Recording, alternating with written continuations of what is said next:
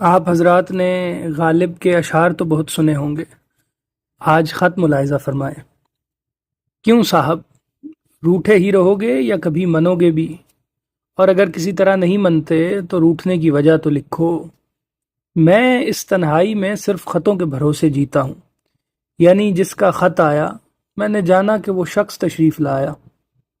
خدا کا احسان ہے کہ کوئی دن ایسا نہیں ہوتا جو اطراف و جوانب سے دو چار خط نہیں آ رہتے ہوں، بلکہ ایسا بھی ہوتا ہے کہ دو دو بار ڈاک کا ہرکارا خط لاتا ہے، ایک دو صبح کو اور ایک دو شام کو۔ میری دل لگی ہو جاتی ہے، دن ان کے پڑھنے اور جواب لکھنے میں گزر جاتا ہے۔ یہ کیا سبب 10 10 12 12 دن سے تمہارا خط نہیں آیا؟ یعنی تم نہیں آئے۔ خط لکھو صاحب، نہ لکھنے کی وجہ لکھو، آد آنے میں بخل نہ کرو، ایسا ہی ہے تو بے رنگ بھیجو۔